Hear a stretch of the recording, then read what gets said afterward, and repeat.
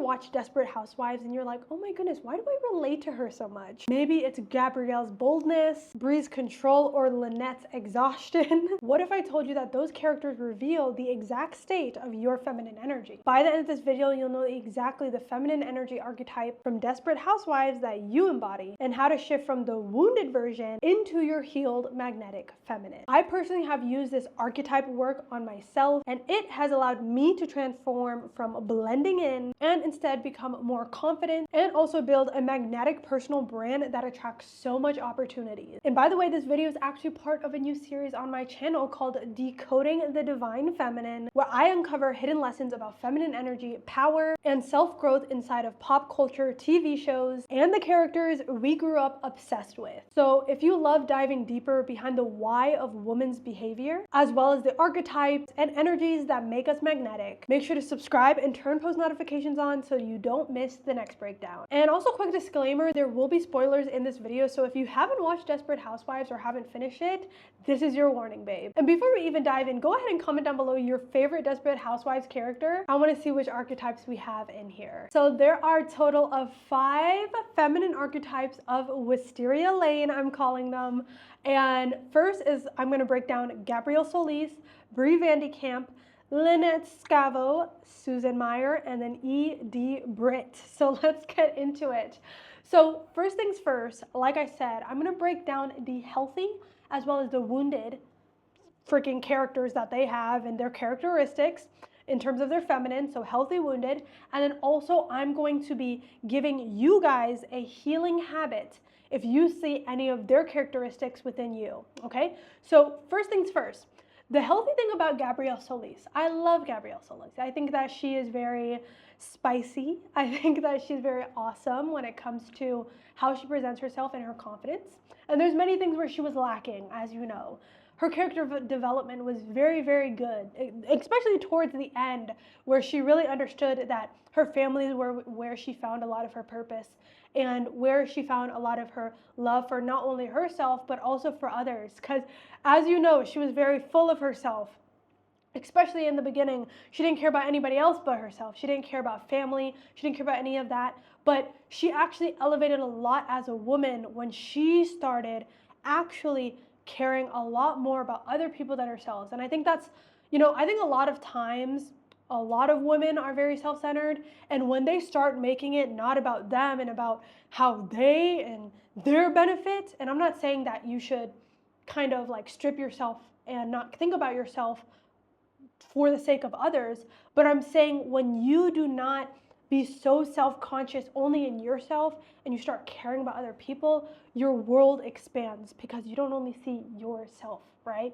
And the healthy characteristics that Gabrielle Solis had is she was radiant, she was magnetic, she was confident in her and her desires, and she was the embodiment pretty much of like pleasure and luxury. Like she was not shameful about like, oh, I need pleasure, like in terms of, hey, I want to go to the spa, I need a massage, I need this, Carlos, right?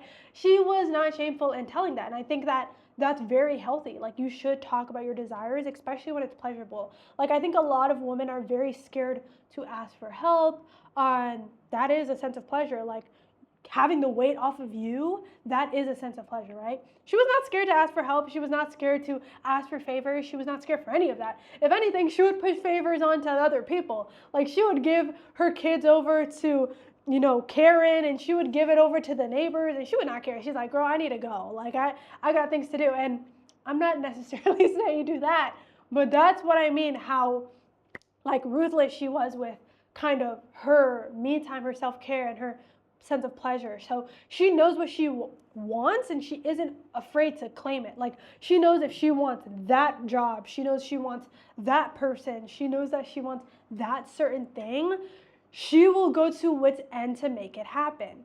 For example, if you saw when Juanita was having like the chocolate sale and she really wanted her daughter to win, like she would go above and beyond to make it happen. She would go to construction workers. She would put on her pretty dress. She was like, I'm making this happen. And she was very determined in that because she knew what she was capable of. That was a very healthy part of Gabrielle Solis, okay? The wounded part was that she used beauty and her status for validation. Like, for example, when her and Carlos were going through very hard times, she would do things in order to hide that she was going through rough times. She was very, like, when it came to the messy, authentic parts of herself, she was not really that open to sharing that, right? So she really used her beauty and all of these stuff for validation. And even when she was like not going to the spa that much, she was not really, she kind of let go of herself, quote unquote. And that's when she cut her hair really short after she was having kids. Like, she felt really low about herself. She was really like kind of in a very low down state, and it made her do very questionable things, not really show up as her best self. Like, she's Gabrielle Solis. Like, she could have freaking, it wasn't even about she wasn't going to the spa and she didn't go through all of these, you know, treatments, her weekly treatments. It's that she needed to tap into Gabrielle, so like the best version of herself despite her circumstances, right? So also another thing is she had very big fears of aging, which is kind of things that, you know, I think society pushed on us, but also she had a very big fear of being replaced, right? Like, she even said, like, in the group, like, I'm Gabrielle Solis, I'm supposed to be the pretty one, like, I'm nothing else inside the group except that. Like, she only saw herself as one thing, but when she saw herself as, hey, I'm Gabrielle Solis, like, I actually have a lot of talent when it comes to confidence and showing up, and she started, you know, coaching kids on how to show up in their pageantry, and she, you know, also built her own personal shopping business. That's when she really, like, stepped out of just her shell of, I'm just this one thing and I'm only used for my beauty, and she started thriving as a person. So she had fears of things that really didn't even matter, because aging always happens. There's beautiful women that are older, right, in this world that still attract opportunities and all that stuff, but also she connects her worth to desirability. Like, she thought that if men were not looking at her and if men were not pursuing her, she thought that there was something wrong with her. And I think a lot of women do this, and women do this and they will never admit it. Like, women, like, go out to the club and they, you know, go out to the bars and they go out with their friends and they do all this stuff because they think that their self-worth and their sense of worth comes from other people. And they will never say it's men. They will never, like, oh my goodness, there's always this hyper independent feminist woman that is like, oh, it's not because of men. But babe, if you're out there, and Gabrielle, she said it, right? Like, she admitted it. Like, she's like, if men are not coming after me, then what am I worthy for? If men are not looking at me, what am I worthy for? A lot of women do it. And that was the wounded part of her. And I would say that the habit to really heal this and to heal the constant need for validation, the constant fear of evolving as a woman, and also the constant fear of not always being desirable, you have to start creating pleasure for yourself. That's the habit that I think that you have to start finding pleasure from yourself and not from other people.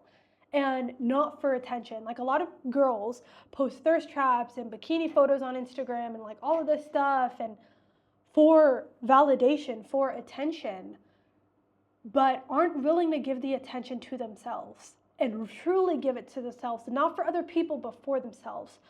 Start to treat your own self like the prize, like you are worthy, and not because somebody else sees it. Start doing something that maybe even you like, but you think other people wouldn't like, right? Just because you do. And what I would say, maybe a mantra for this, and to step out of your wounded Gabrielle Solis, because she's kind of the lover queen archetype, right? I would get into the healing mantra of, my magnetism comes from within, meaning that you attract from you being your highest self, right? From you stepping in to the version that needs validation from herself and treats herself with desirability. Like, you desire to pour in love and attention to yourself, right? So that's what I would say is your healing habit, to really get out of the wounded Gabrielle Solis and get into the more healthy, radiant Gabrielle Solis, okay? And the next is my favorite, okay? Bree Van Kamp is my favorite, okay? Like, yes, her character went up and down during the show, but God, I love that woman. I do. And it's because, like, I loved her duality as a woman, and I think it really shows how big of characters we can be as women. Like, she would be like this classy, elegant woman. She knew how to take care of other people. She knew how to take care of herself very well, but also she was also like this baddie on the other side. Like, she loved guns. Like, she was part of the NRA. Like, I personally, guys, like, I'm pretty good with a handgun. Like, I'm pretty good with a handgun too. So I saw a lot of myself in her, and I loved her poise, right? So that's the healthy thing. So her archetype, Bree Kamp, she's the Queen Sage archetype. She's very composed, she's graceful, and she's deeply committed to excellence. That's what I loved about her. Her commitment to excellence in every way, how she showed up to dinner, how she made dinner, everything. It showed in every way that she was, okay? If you cannot tell. Big fan of Bree Kamp. So she leads with a lot of elegance and devotion to her family and values. But the thing is, what I loved about Bree is like she would show up very poised, but if you stepped on her toes, babe, you're gonna get the other edge of the sword, okay? Like, she was very elegant with like her comebacks, and it was never too hurtful, but like you would feel the burn. That's what I loved about her. So that was a healthy thing. She was elegant, she was devoted to her family and values, she leads with elegance, and she's deeply committed to excellence. That's what I loved about her when it came to being in the NRA, being part of the Republican club that she was part of. When she came to dinner parties, like, she was there, in there like swimwear. The wounded part of her was that she was over-controlling. She wanted control of everything. She was very neat. She wanted to control her family, control her husband, control like every part of her life. She was emotionally repressed, meaning that she didn't really want to show the emotional side of her. She was always wanted to be kind of the perfectionist. She wanted to only show the perfect side of her, never really show the emotional part of her. I really loved the character development in the show though. You could even tell from her hair. She always went from the hair that was like this, always straight, like pin straight, and then like a little bump at the end. And then, as you can see throughout the show, she started loosening up her hair. She started loosening up herself, her wardrobe. Like, she started to become less emotionally repressed. But during the show, there was very times where she was working through that. Like, she didn't want to show her emotions to even her first husband, Rex. And that's what caused, ultimately, he wanted a divorce because of that. Because she showed up as a robot all the freaking time. And she never really felt like a real person. She was always a perfectionist, right? And she always hides behind order, and she tries to avoid vulnerability when it comes to, people she was in love with, her romantic partners, as well as even her friends. Like, when she was going through a very dark time during the end of the show, she didn't even tell her friends that she was feeling very unsafe because she was getting threatening letters. And that almost led to her unaliving herself, unfortunately. And it just shows that even until the end, she was still working with these wounded parts of her. And maybe this is something that you go through. Maybe you're very over-controlling. You're very resistant to show your emotions, especially when it comes to emotional, like romantic partners, right? And you're a very perfectionist. So this is what I would say for you and your habits, so that you can get out of the wounded Bree Kamp and get into the healthy Bree Kamp. And that is to allow yourself to be seen in the mess. Allow yourself to be seen in the mess. I remember that one of the episodes that Bree had, I think it was a partner where she had a partner with, he was like a fixer-upper. He was like a carpenter. He did like housework, basically, to fix up houses. And he was ready to walk out on her because she was just going back to her perfectionist self and not wanting people to have negative opinions about her. She basically let her ex back into her life, like, and not back in her life, but back into their home. He was in a real wheelchair at the time, right? But anyways, she went out and actually like tackled the guy in dirt and started rolling in dirt with him. And that just shows that like she went out of this like perfectionist, trying to be perfect person, to actually embracing the mess and letting other people, especially her romantic partners, see herself in the mess. And I think that that's a lot of, like, I think a lot of women try to put on this mask when they're dating, and it's a lot of the things that kind of maybe even make dating hard for you, is that you don't allow yourself to allow people to see the mess, and people always see you as this perfect character. So I would say that the healing habit is to not only allow yourself to be seen in the mess, but also let somebody in on the parts that aren't so polished about yourself. What is not polished about yourself? Is it the fact that, hey, sometimes that you do go ahead and shut down when times get tough or times get upset or sad? Or is it that you're an avoidant personality and whenever trouble comes along, you run away from it? Like stuff like that, and talking about it, because true power comes from authenticity, not trying to control every single way people perceive you. Actually, being over controlling is a very hyper wounded masculine trait. So being in that is very exhausting as a woman, but it's also very unnatural as a woman. So what I would say is the healing mantra for you, so that you can get out of your wounded Bree Kamp and into your healthy one, is tell yourself that I am safe even when things aren't perfect. Because a lot of times perfectionism for people, the why we are so comfortable with it and why we only embrace it is because it gives us a deep sense of control. But the more times that you allow yourself to get out of being over controlling and get into allowing yourself go along with the flow of life, is the moment that you open up new doors for yourself and you open up the floodgates, right? So whether that's floodgates of abundance with romantic love, with finances, with opportunities.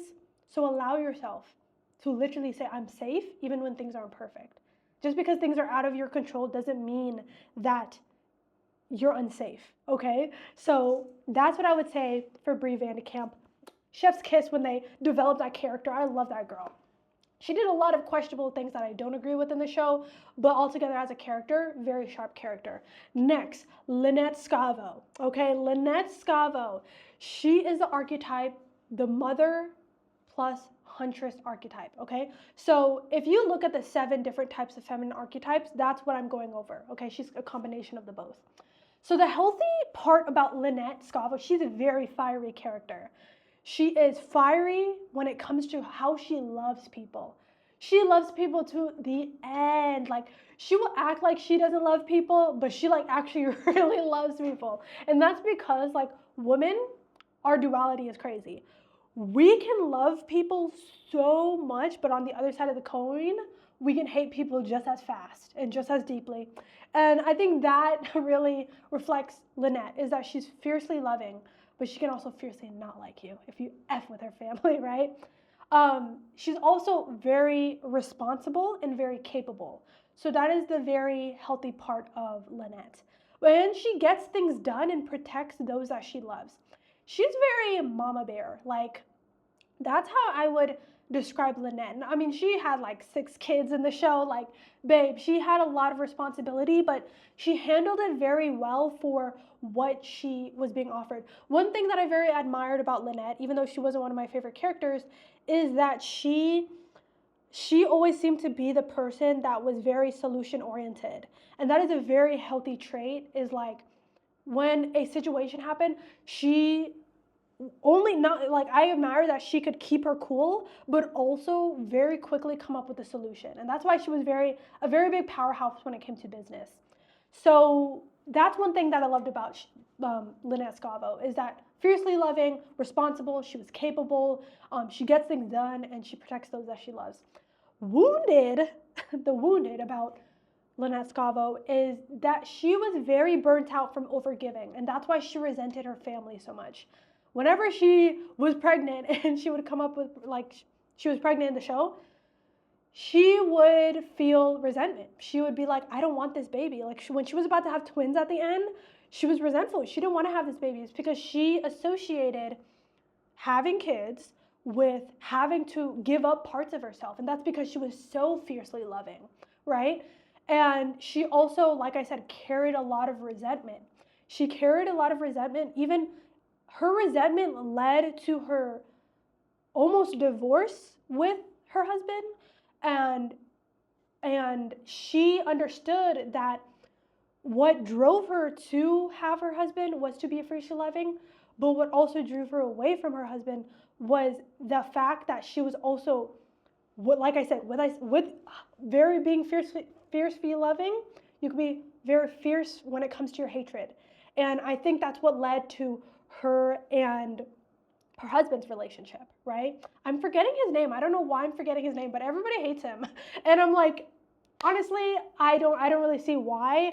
I think they were dysfunctional in the relationship, but if you think about it, they were kind of also the most stable because they lasted the longest, right? And despite everything they went through, I think that they handled things pretty well, even until the end. So going back to her wounded when it comes to Lynette, carries a lot of resentment. Kids, family, even when her friends pissed her off, she would hold that resentment. And another thing is she struggled to receive help or even rest. When they were trying to hire a nanny, babe, she was like, no, I don't want. It wasn't even because she didn't trust people. It was because she wanted to control every part of obviously raising her kids, but also I think she felt guilty to receive help and also to have rest. And what I would say, if you have any of the traits that she has in terms of wounded, like you're overgiving to the point that you don't even care if it comes to the detriment of you, what I would say for a healing habit is to delegate, rest, and reconnect with play, okay? So that's the thing about the feminine energy, is being in your playful energy. Like, a lot of people think that it's like being like this kiddish person that gets, tossed around a lot. But no, it's actually you being able to reconnect with your play and your inner child, right? A lot of times she was just too much in, like, oh my goodness, like in survival mode pretty much, that it never really allowed her to get out of her bubble as a person, right?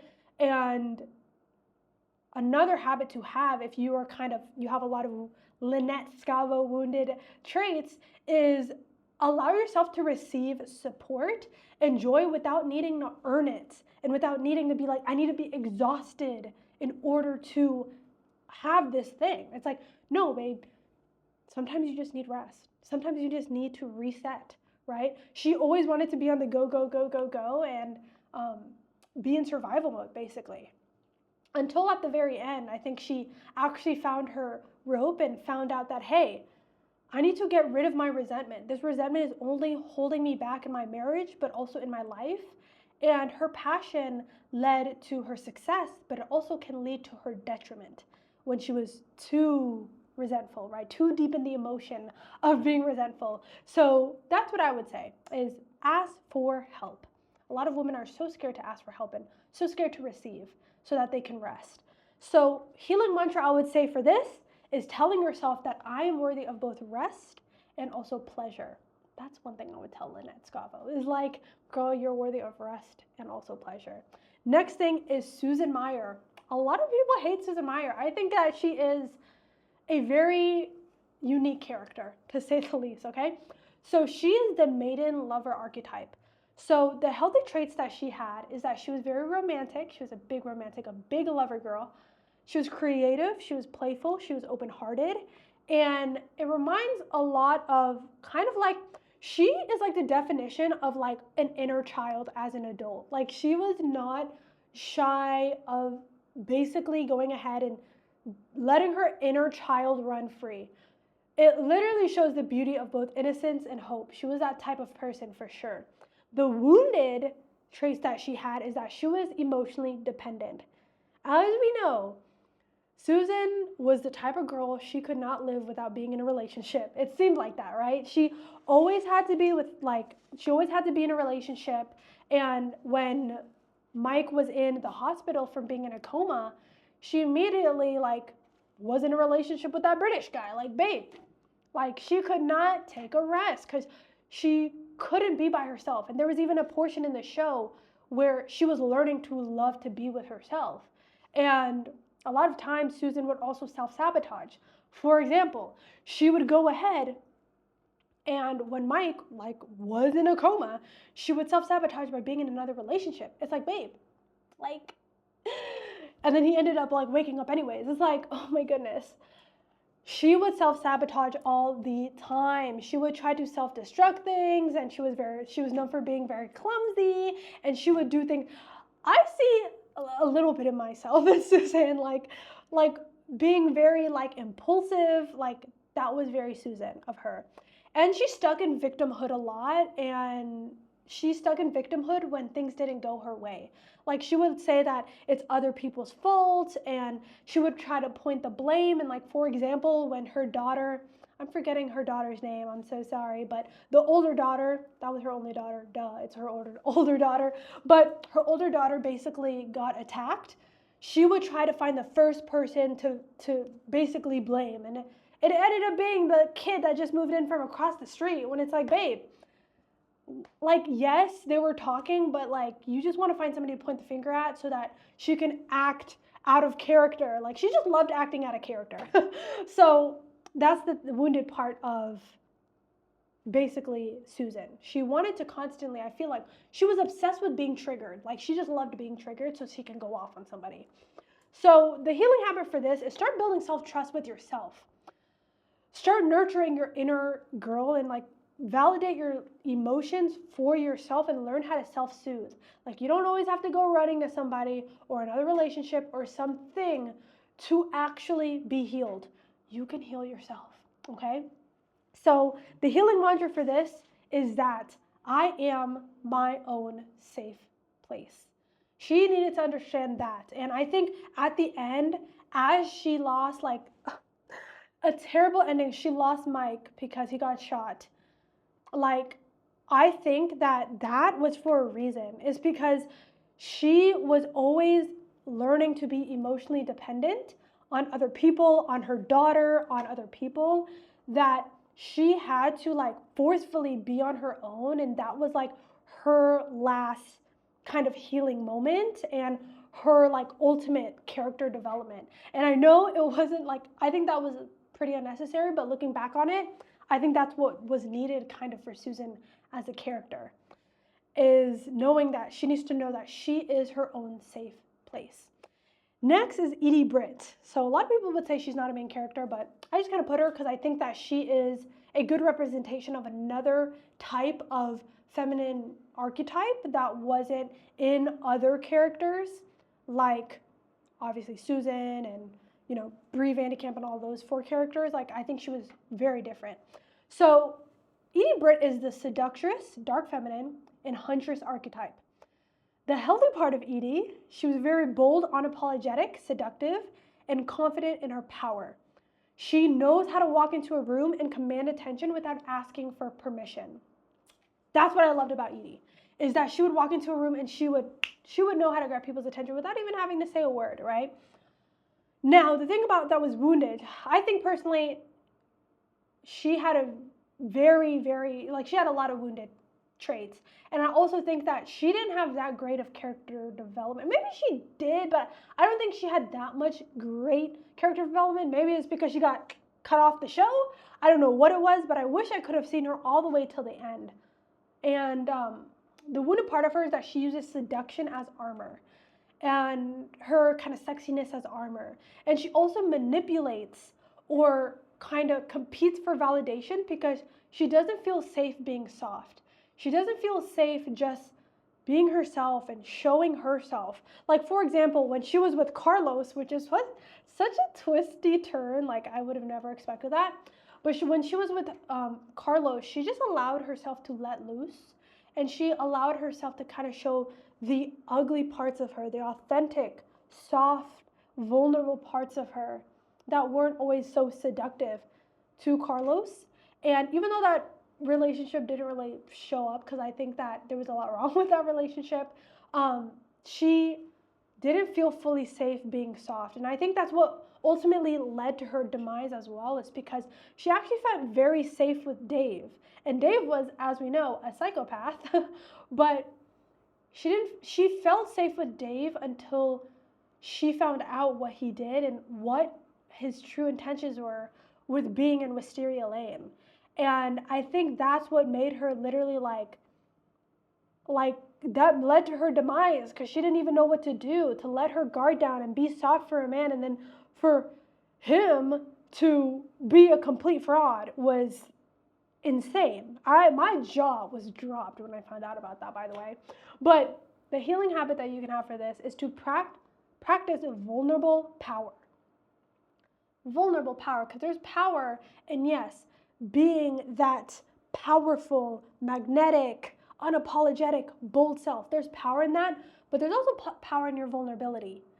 Letting people see the power, letting people see the heart behind your confidence. And also that you don't have to perform to be powerful. You can literally be yourself and be powerful. And I think that Edie had some amazing traits of her, but she didn't have to put out this front, right? So the healing mantra for this is knowing that my softness is your greatest strength. I think there's a lot of times where Edie didn't have to be so bold and she didn't have to be so overbearing sometimes in her boldness to the point that it would step on people's toes, to the point where she wouldn't have that many friends and she would even lose her friends in Wisteria Lane, which led her to drive out of Wisteria Lane, drive back, and people still not like her because she wasn't okay being vulnerable. She also was very manipulative and would lie a lot just to compete and get an upper hand above people. Like, this is how I think Edie Britt is. So there's two ways to build yourself up, right? And to kind of like build yourself up. And you could either do it by tearing other people down, or you could do it by building yourself up. And I think Edie Britt has a lot of potential to build herself up in the show and build the biggest tower and be the biggest skyscraper. But instead, she used her boldness to go ahead and tear other people down, right? So if she understood that her softness was actually her strength and getting into her soft side could be her strength, it could greatly help her. And I just want to let you know that the wounded and feminine, like the wounded and healed and healthy feminine energy is really a spectrum. And every woman has a mix of a lot of the archetypes. It's about what you predominantly show up as. The goal isn't really to fix my archetype, or I don't want this archetype, or I want to be more like Susan, or I want to be more like Gabrielle. It's not like that, but it's about healing the parts of you that are harming your potential. Because the truth is that if you want to be, maybe if you're in your like unhealthy era, when it comes to your Bree unhealthy era, and you are controlling everything and you want to step more into, maybe your next season is learning more of Gabrielle's, healthy pleasure and surrender era, then that is what you need to understand, is like understanding it's a spectrum, and also it's not about fixing things, it's about healing things. Then it becomes way more better of a journey when it comes to your healthy and wounded feminine. And also, you can heal your feminine a lot through awareness, understanding, and that's why I created this series, is like understanding which part of yourself are still wounded, and also like reflecting like when I watch this show, which housewife do I judge the most? And why do I judge her? Like, why do I judge Edie Britt a lot more than I judge Bree Kamp, right? And why do I envy about each archetype? Is it because maybe they embody something that I want and that they have? And also, like, how can I embody like healthy traits in my life, or maybe through my content if you're a content creator? How can I embody maybe that boldness of Edie Britt, or maybe that magnetism of, Gabrielle Solis, or maybe it's that childlike playful energy that Susan has, right? So it's really about seeing and having that awareness and asking the right questions. And also just like go ahead and embody the healthy archetype daily. Every single day, embody it, okay? So that's what I would say. Go ahead and take it one day at a time, but also go ahead and start questioning which parts of me are still unhealed and which parts can I go ahead and heal. So I hope this video helped you, and I hope that you found it informative, but also like entertaining, because I wanted to implement kind of this. I love Desperate Housewives. I watched it 2 times already in full, and I was like, why didn't I watch this show earlier? Like, it's so good. And I'm planning on doing other shows. Like, I love Gossip Girl. Right now I'm going through Gilmore Girls, and I'm so excited to do a breakdown on those shows. So if you have any suggestions, let me know in the comments. Hope you guys like this video. And if you made it all the way through to this end, go ahead and comment down the word apple. Because as everyone knows, like, apple for some reason was like a symbol of the show. So put apple in the comments down below if you made it all the way to this end. And if you have made it all the way to the end, I appreciate you. I love you. Make sure to subscribe, like, and comment down below. And turn on post notifications because I post videos like this every single week to help you tap into your feminine self-development and expression so that you can use it inside your content creation journey, whether that's through consuming my content and growing or you becoming a creativepreneur yourself, okay? So I appreciate you, I love you, and I'll see you in the next video.